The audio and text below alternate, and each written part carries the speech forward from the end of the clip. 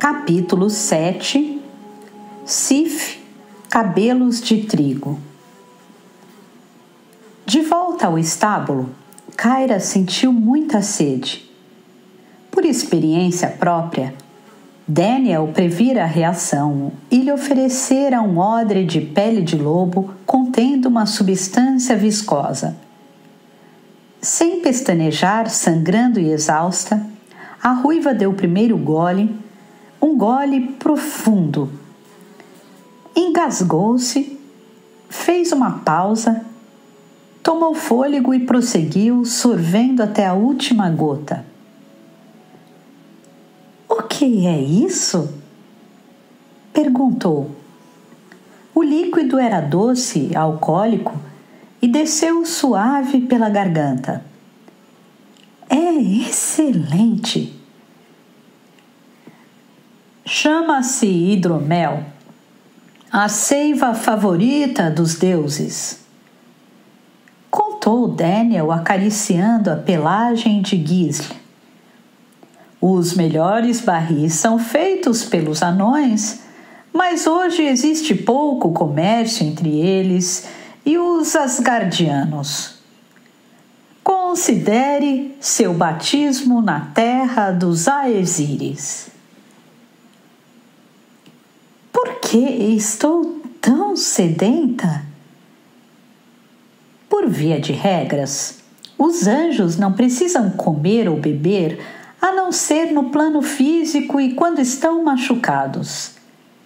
Kyra não estava no mundo dos homens e seu ferimento, embora inspirasse cuidados, não era letal. "Não é comum eu me sentir desse jeito, pelo menos não nestas circunstâncias." "Pois eu lhe garanto que é perfeitamente normal." O capitão retirou-lhe a ombreira e conteve o sangramento com um par de ataduras. "Cada dimensão tem suas regras. Em Asgard, todos, deuses, gigantes, fadas, anões e até os anjos, estão sujeitos às necessidades humanas." "Quer dizer," intercedeu Urakin, "sono, fome e sede?" "Entre outras coisas." Daniel lavou as mãos numa bacia de cobre, juntou mais bandagens e as prendeu à clavícula da arconte. "Não se preocupem. Depois do encontro com Sif, jantaremos no palácio." Com o curativo pronto, ele a recobriu com as placas escarlates. "O prato do dia é porco assado." Voltou-se ao amigo. "Eu disse que você ia gostar daqui." "Então é melhor nos apressarmos." Kyra continuava ferida, mas a ardência desaparecera. O álcool agia como anestésico e, além disso, Daniel era ótimo enfermeiro. No dia em que eles se conheceram, o anjo a salvara da morte retirando uma bala alojada em seu peito. Não transcorrera nenhum ano desde o ataque em Santa Helena, ela pensou, mas parecia fazer séculos. Parecia ter acontecido em outra vida e, de certa forma, acontecera mesmo. Quem vai nos levar até lá? Quem os conduziu foi Brunhilde, estrondo de guerra. Considerando o gênio agressivo de Hild e o caráter belicoso das filhas de Odin, era de esperar que todas as valquírias se comportassem do mesmo modo, mas não. Brunhilde era de personalidade reservada, talvez reservada demais. Refletiu Urakin quando foi a ela apresentado às portas do armazém. Desde que fora nomeado cavaleiro, Daniel compartilhava da mesma opinião, mas nunca ousara fazer comentários. Sempre que o assunto vinha à tona, as guerreiras se calavam e ele compreendera que o passado de Brunhilde era um tabu, motivo de vergonha ou de constrangimento, quem sabe, para a corte e as entidades que a compunham. Brunhilde se destacava das irmãs por algumas razões. Primeiro, por ser morena. Segundo, pela arma que carregava, uma enorme espada de 2 mãos, usualmente transportada na cintura. Sua armadura era fosca e a capa estava ligeiramente encardida, diferentemente de Mist, que mantinha a couraça lustrosa feito à superfície de um lago. Chovia fraco quando eles ganharam as ruas. O clima esfriara com o anunciar do crepúsculo, obrigando-os a exílies dentro de casa a acender as lareiras. Com o objetivo de dificultar uma eventual invasão, os caminhos, passagens e becos da cidade eram estreitos, ruelas, na verdade, que subiam, desciam e se bifurcavam em trilhas ainda menores, convergindo para a fortaleza. Um pátio retangular, orlado por quartéis e torres de guarda, ostentava uma fabulosa estátua de Odin com 20 metros de altura, moldada a partir de uma única peça de ouro, retratando o pai de todos de tapa-olho, com a barba comprida, segurando uma lança e com o corvo Hugin pousado em seu ombro. Cruzando os muros internos, o que se via era a deslumbrante Glasir, a árvore dourada, e adiante o palácio de Valhalla, construído ao sopé da montanha, o topo enevoado desaparecendo na cerração. Os portões, erigidos em madeira e revestidos de chapas e dobradiças de ouro, terminavam em uma escada coberta que subia através dos salões, todos tristemente vazios, até a Câmara Real no último piso. Por que foi tão benevolente com Hildr? Daniel perguntou a Kyra enquanto eles galgavam os degraus.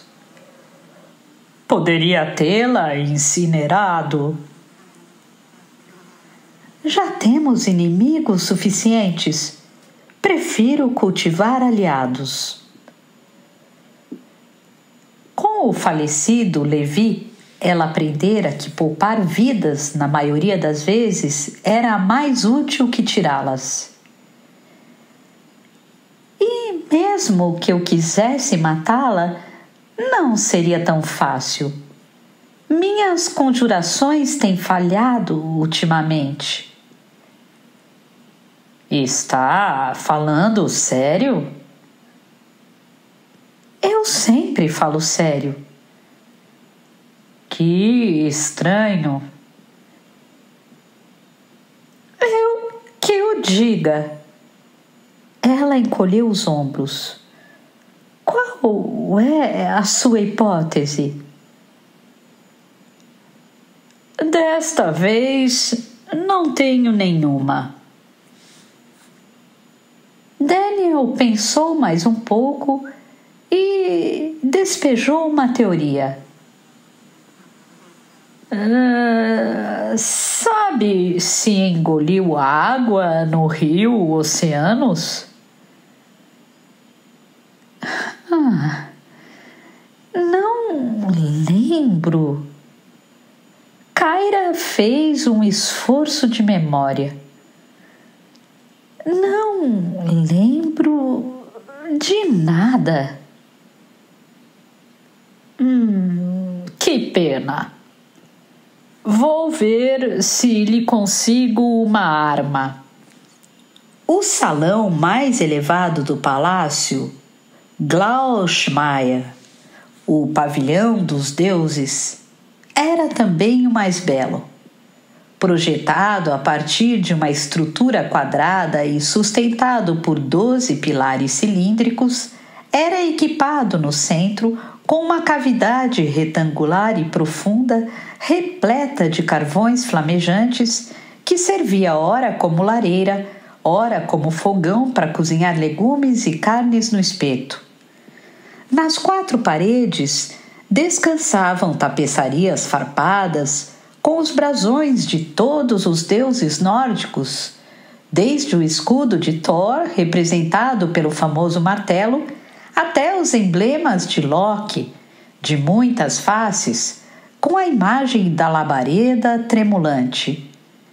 De Frigga, sob o estandarte do gato, de Tyr, o justiceiro, de Bor, o grande avô, de Freya, Balder e tantos outros vivos ou mortos. Uma série de janelas e portas se abria nas laterais, dando acesso às sacadas.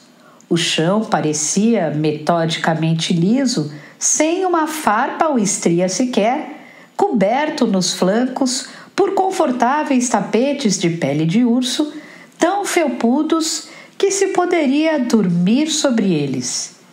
De fato, conforme os anjos saberiam mais tarde, era nesses nichos que, embriagados, os Enrejai costumavam repousar nas noites de festa, após a conclusão de uma batalha ou peleja, na gloriosa companhia de Odin. Sentada sobre um tablado, ocupando o trono à direita, estava Sif, cabelos de trigo, princesa dos Vanires e viúva de Thor. De corpo jovem, fios louros e olhos apáticos escondiam um rosto amargo, o semblante infeliz. Seu vestido era branco, muito sedoso e bonito, mas simples, sem adornos ou peças de ostentação. Nem sequer usava coroa, portanto, somente a Gungnir, a lança de Odin, artefato feito de ouro gravado com runas que diziam: a arma que governa. Brunhilde tomou posição a seu lado, contou-lhe sobre o torneio, sobre Hildr, explicou-lhe a situação aos murmúrios, depois se calou. Por um minuto, Sif estudou os forasteiros, até que se dirigiu a Kyra com uma pergunta direta. Centelha divina, não é? O timbre não denotava reprovação. O tom de voz era fraco, mais apropriado a uma moça indefesa. Soube que venceu Hildr. Sim, majestade. Por que não a matou? Hildr era minha adversária, não minha inimiga. Não somos seus inimigos. Talvez não, mas um dia foram. Não, nós não. Kyra espiou Urakin obliquamente, como se o incluísse no grupo. Nunca fomos. É contraproducente essa discussão. O que está feito, está feito. Sif ergueu a palma, demonstrando amizade. O importante é que provou suas capacidades e está convenientemente trajada com a armadura de Erja. Ela fitou Daniel num gesto de condescendência. Capitão está autorizado a iniciar seus amigos nos exercícios e no treinamento dos Aesiris. Brunhilde providenciará as bandeiras para que se integrem ao panteão. O quê? Kyra reagiu com espanto. Não é o que queriam? Sif chegou um pouco para a frente. Obter minha autorização para ficar no Valhalla? Não. Não. A deusa recostou-se no trono, afagou com os dedos as próprias melenas. Então, o que desejam de mim?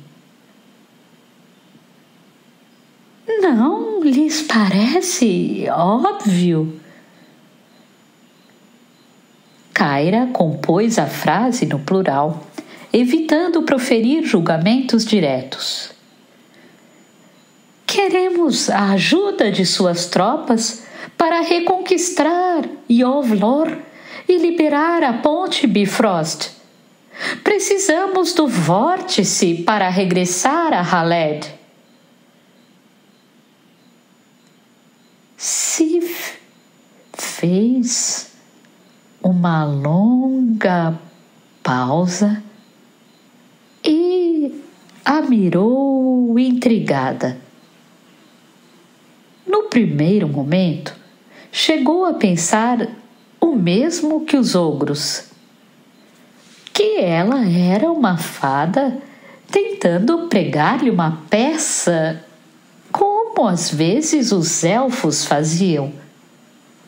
Durante esse intervalo, um pouco atrás, foi a vez de Urakin experimentar sentimentos inéditos, as tais sensações humanas que Daniel mencionara. O coração acelerou quando, de repente, e contra sua vontade, ele imaginou Sif nua, deitada em seus braços. Os pelos claros, os olhos azuis, os lábios rosados e principalmente o decote o fizeram com que se perdesse em devaneios.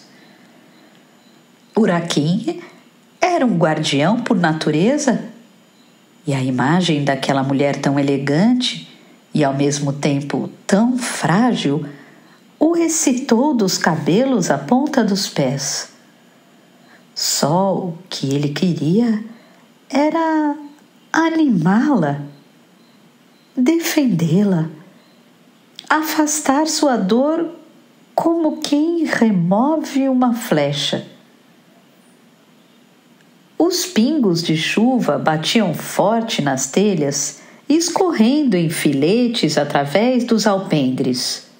Os 12 pilares, reparou Kyra, eram entalhados com desenhos em forma de argola, uma reprodução em madeira do famoso Anel dos Nibelungos, uma joia raríssima pertencente aos anões.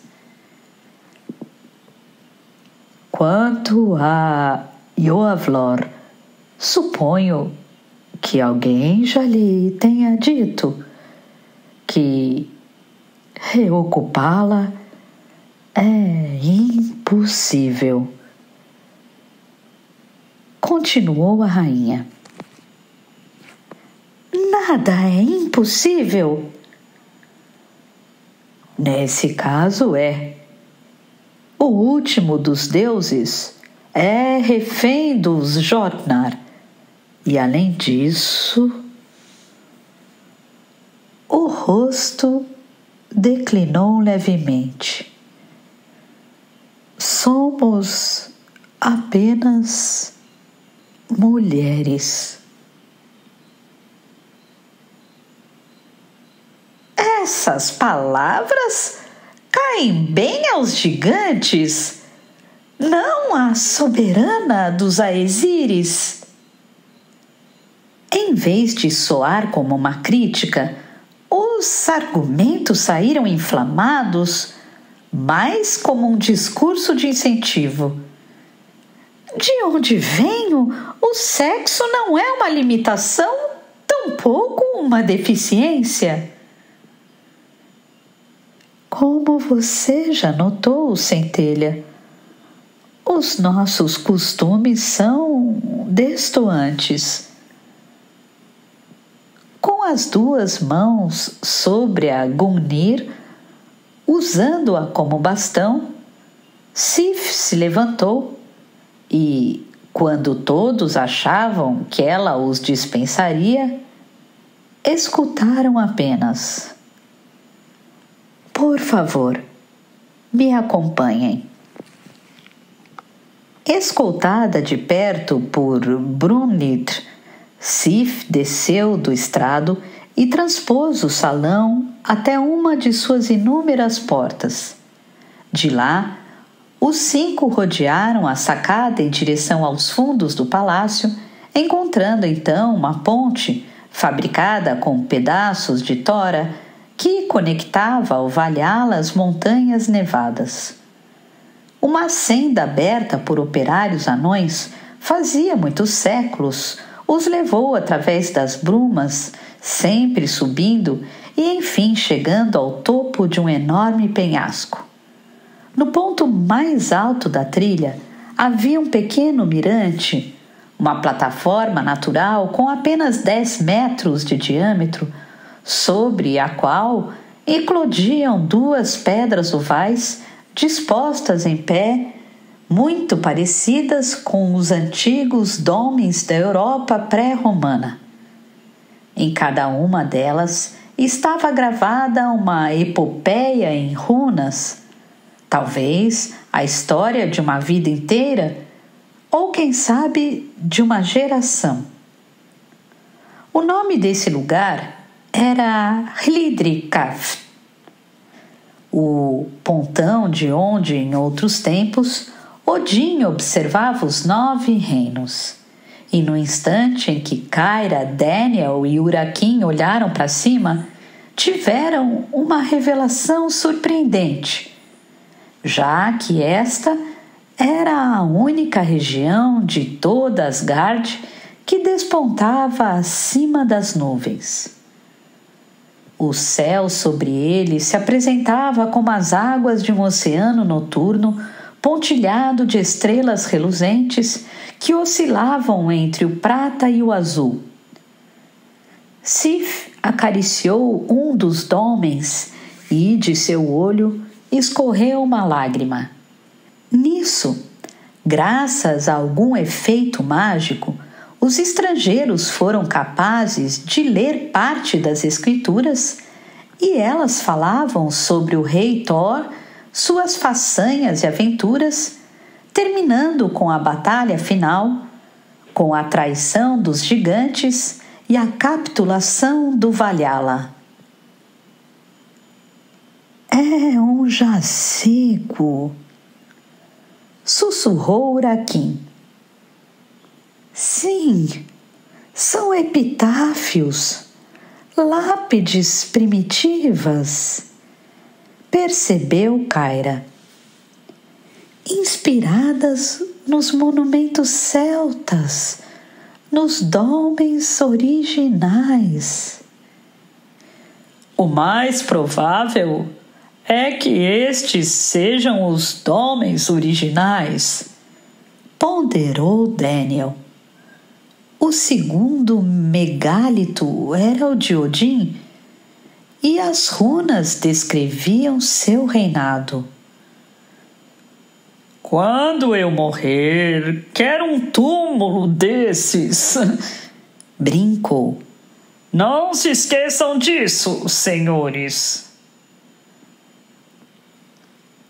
"Compreendem por que não posso ajudá-los?"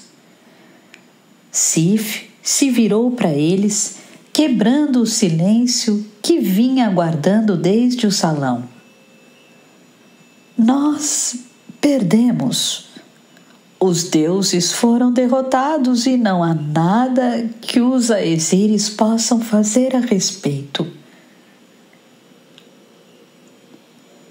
Os 2 corvos negros que os vigiavam desde o hipódromo pousaram sobre os monumentos e lá ficaram estáticos como singelos arautos da morte.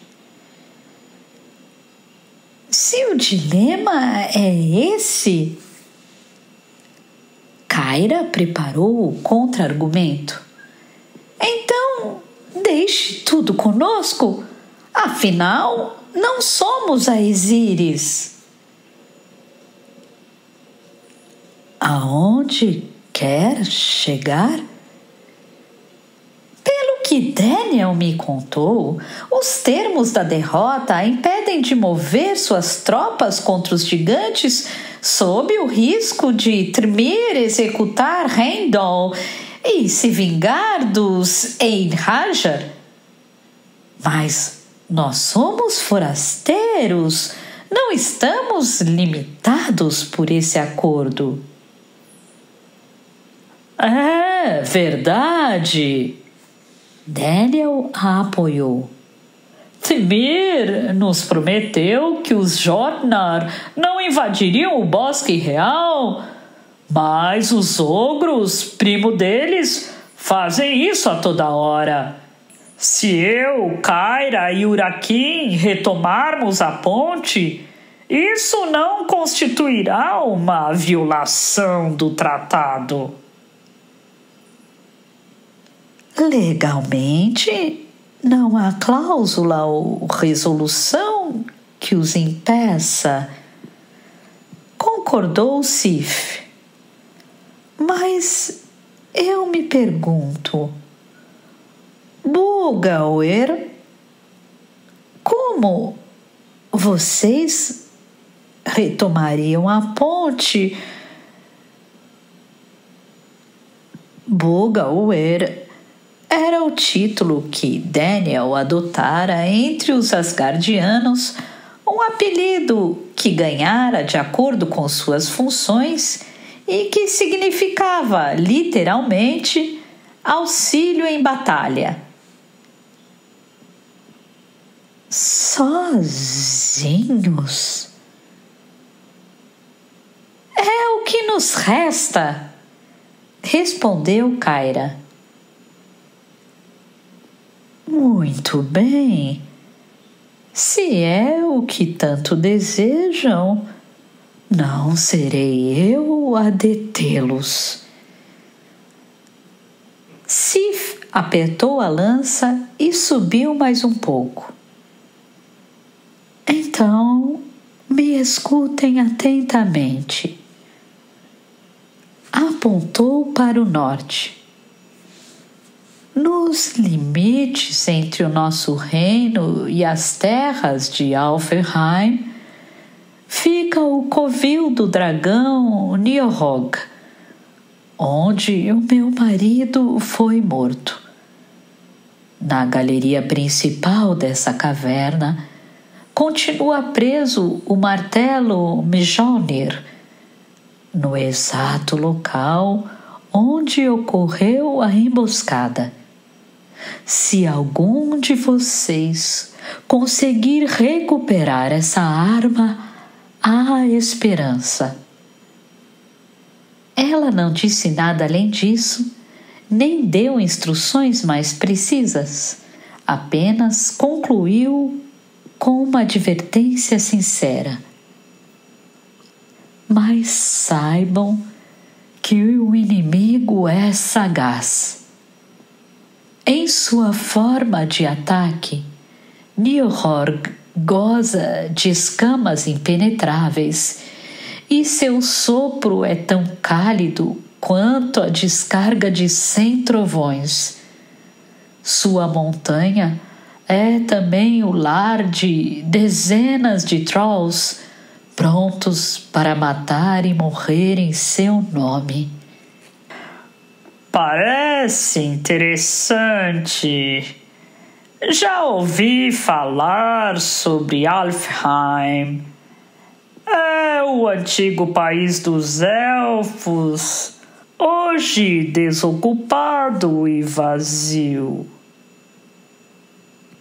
Brunhild vai providenciar os mapas para sua viagem. A rainha caminhou até Kyra e a mirou com um sorriso pálido. Fique com a armadura. Ela lhe servirá bem. Então se dirigiu a Urakin, encarando-o. E você, guerreiro, precisará de uma nova couraça. Obrigado, majestade. Fisgado pela paixão, o querubim gaguejou. Será uma honra. Sou eu que agradeço em nome de todos, interferiu a centelha. Mas tenho outro pedido e garanto que será o último. Estou escutando. Um terceiro membro de minha equipe, que estava conosco desde o princípio, desapareceu no rio Oceanos. Seu nome é Ismael, e temo que ele ainda esteja vagando pela floresta à mercê dos gigantes. Gostaria de sua ajuda para encontrá-lo. É digno um capitão zelar por seus subalternos. Elogiou Sif. Mist organizará um grupo de busca. Se o seu companheiro estiver em nossos domínios, não será difícil para as valquírias encontrá-lo. É o que posso oferecer por hora. Encerrada a audiência, deuses e anjos refizeram o caminho pelo rochedo e retornaram ao palácio. Já famintos, ansiosos pelo tão aguardado jantar. Uma vez a sós com a rainha, Brunhilde relaxou a guarda, acocorou-se junto ao trono e perguntou: Senhora, acredita mesmo que os estrangeiros têm chances? Que vão superar Nihilrogr? Brunhilde, depois de tudo, será que não vê?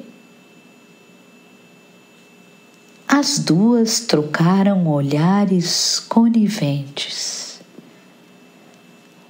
Não é o dragão que me preocupa.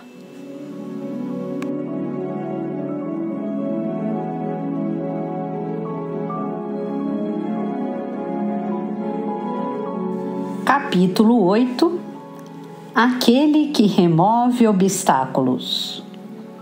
Mumbai, Índia, atualmente. Das centenas de religiões existentes na Terra, o hinduísmo é apontado como uma das tradições mais antigas. Remontando aos tempos da Idade do Ferro, conta com um panteão numeroso, repleto de heróis, demônios, espíritos e personagens lendários. A mais carismática dessas figuras parece ser Ganesha, o deus com cabeça de elefante, um dos filhos de Shiva. Imagens dessa entidade tão querida pelos indianos são encontradas nas casas, nas portas dos templos, na entrada das lojas, em papéis de carta e em convites de casamento. Ganesha, aquele que remove obstáculos, é, sobretudo, o senhor das coisas novas, do sucesso e da prosperidade, sendo ainda um amigo leal, muito amável e afetuoso. Entre os meses de agosto e setembro, toda a Índia fervilha com o Ganesha Chaturthi, um festival de 10 dias, cujo centro das comemorações é a cidade de Mumbai, localizada às margens do Mar Arábico. Durante esse período, os parques e ruas ficam lotados, as pensões, hotéis e restaurantes completamente tomados de peregrinos. Em meio a esse caldeirão humano, no interior de uma modesta casa de chá suja, úmida e apertada, 2 indivíduos se encaravam, debruçados sobre uma mesa de vime. Um deles era magro, usava uma curta branca, traje tipicamente indiano, tinha cabelos longos cor de mel e olhos serenos. O segundo era largo, de aparência rústica, corpo musculoso, costas curvadas, rosto barbado, fios escuros e crespos. Com as roupas empoeiradas, os sapatos manchados de lama, fazia lembrar um mendigo, um indigente, o que era apropriado às condições do lugar. Uma escolha propícia, conveniente, eu diria, comentou de túnica clara. Campo neutro, não é?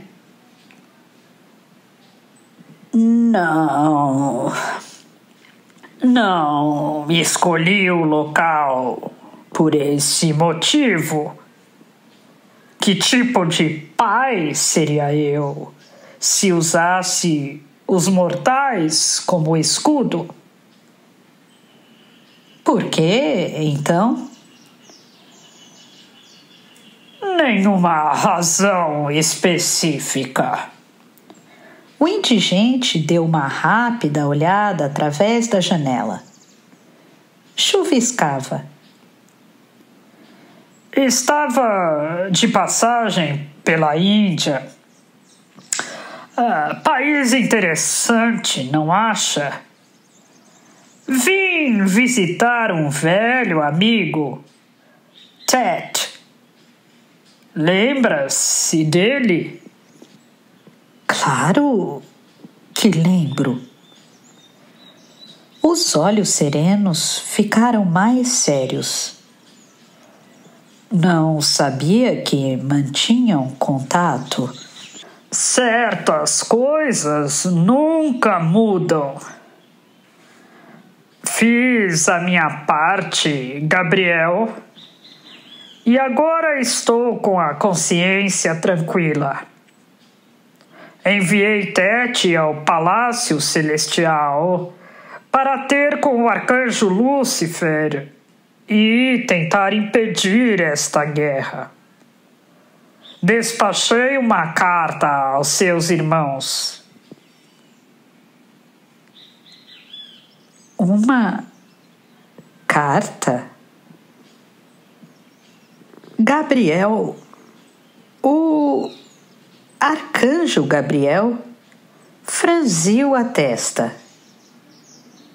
Viera a Haled encontrar Metatron, seu grande rival, sozinho e desarmado, confiando que a multidão o deteria. Se havia algo que tinham em comum, apesar de suas ideologias opostas, era o amor incondicional pela raça humana sobre todas as coisas, e uma batalha entre eles naquelas circunstâncias, com a cidade lotada, dizimaria milhares. Jamais soube disso. Porque ainda não aconteceu. Você e seus planos mirabolantes.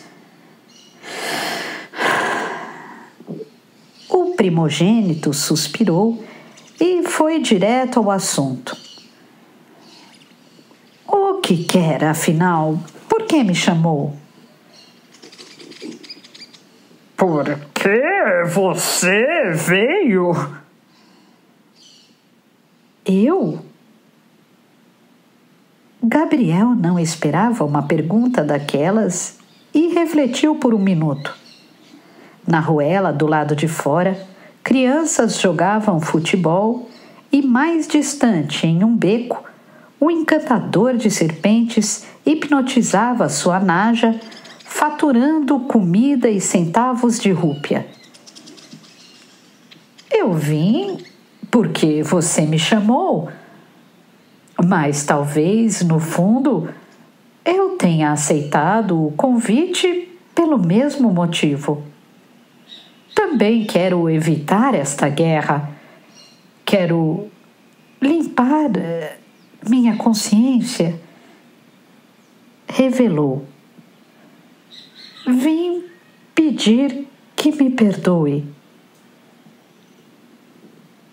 Um gigante pedindo perdão? O rei dos homens bebeu um pouco de chá. Que oferta generosa! Mas por que só agora? Não sabia como encontrá-lo antes. Que pena! Metatron pousou o copo na mesa, tornou a olhar para o interior do recinto. É tarde para fazer as pazes. Então, a dúvida persiste. Por que me chamou? Justamente para provar-lhe que esta contenda não é pessoal. O que aconteceu ficou no passado. Você já teve o que merecia. Não quero vingança. Quero justiça. Eu o chamei para discutir os termos de sua rendição. Rendição? Gabriel não sabia o que pensar. Não queria parecer arrogante, mas a proposta soava imodesta. Sua posição não é das mais confortáveis. O que tem para barganhar? Está sozinho? Nem sequer possui um exército? Não preciso de um exército. Não, por enquanto. Descobri a fonte. Em breve, o mundo será meu novamente. Saboreou o refresco, degustou-o sem pressa. Com uma mão você oferece clemência e com a outra envia seus agentes para me matar. Pensa que não sei de seu conluio, de sua associação com o Arcanjo Miguel? Kaira! O mestre do fogo engoliu em seco. Onde ela está? Em Asgard. Temporariamente. Capturei Ismael, o executor, e o trouxe para o meu lado. Resgatei-o a partir do Styx. Não acredito. Está blefando. Estou? Está. Veja, não faz sentido. Se você o capturou, por que não fez o mesmo com ela? É cedo ainda. Preciso da lança. E Kaira a trará até mim. Como vê, minha posição é extremamente confortável. Muito bem. Gabriel dobrou-se a conversa só para ver até onde ela ia. Digamos que eu me renda.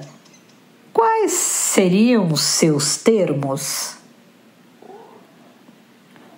Bastante razoáveis, eu lhe asseguro. Anistia incondicional aos primicérios, bem como a todas as suas legiões. Outro gole no copinho de chá. Nenhum de vocês será perturbado ou trazido ao cadafalso.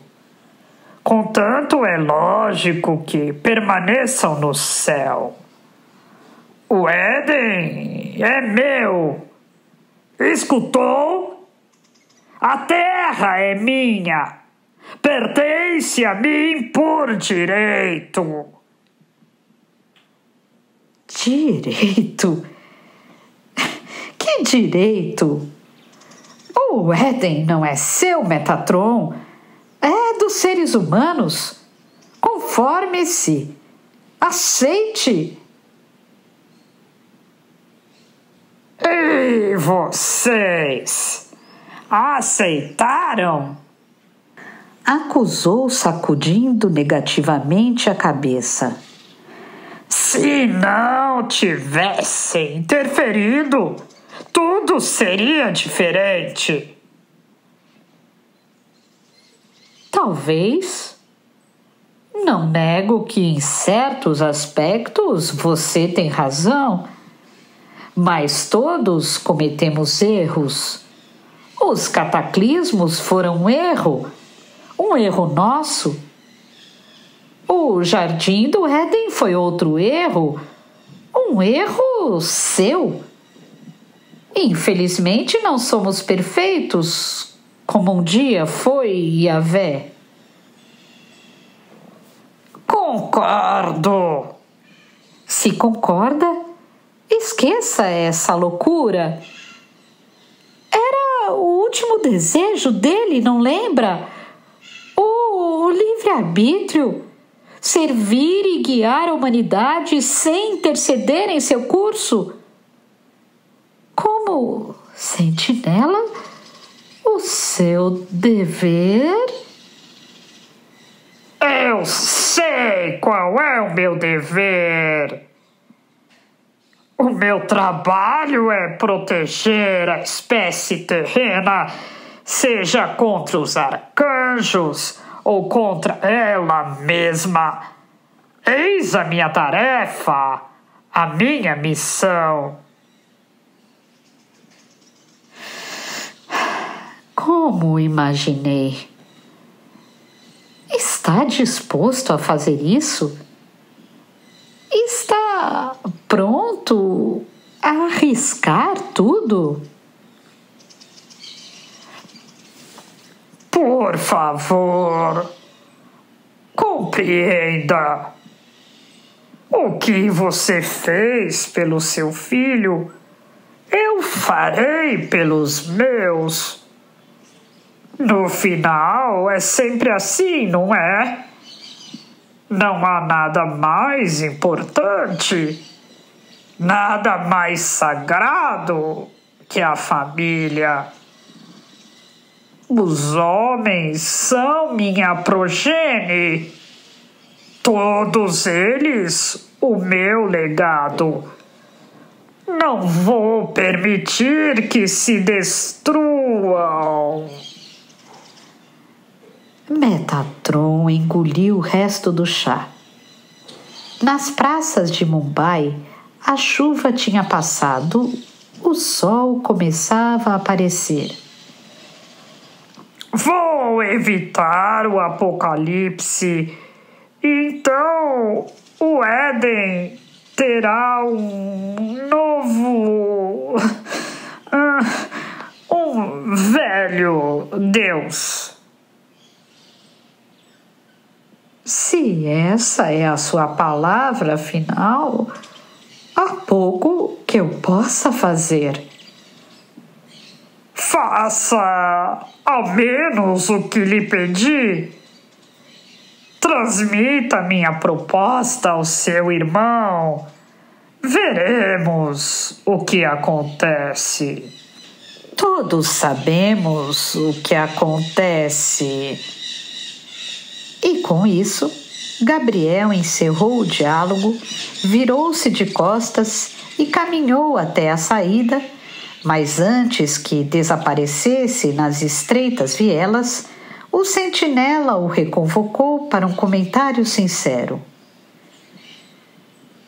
Espere! Ergueu-se também e espanou a poeira da calça. Espere, mestre do fogo!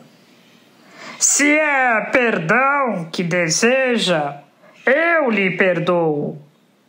Perdoo-lhe por ter executado os meus parentes, por ter queimado a minha aldeia, por ter liquidado os meus filhos.